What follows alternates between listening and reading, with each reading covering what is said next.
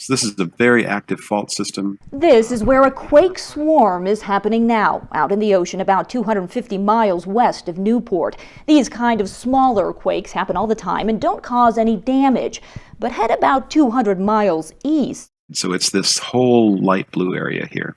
All of that is the subduction zone. So this is a really giant fault. And you'll find a fault that experts say when ruptures will cause catastrophic damage.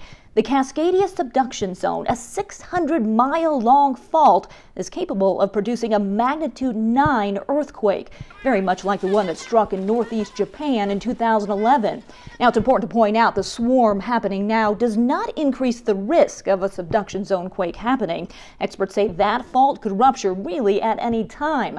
But the swarm is a good reminder to prepare for any disaster.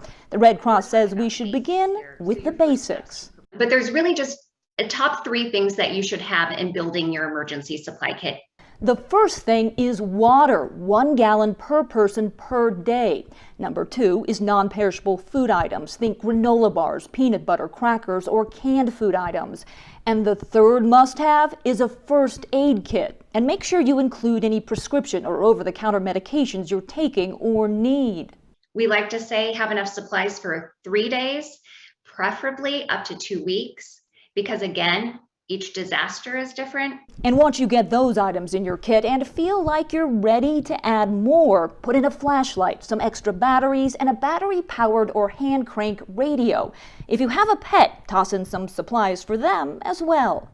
It's also a good idea to keep a kit in your car and at work, because again, we just don't know when those disasters are going to happen, or we have very little warning.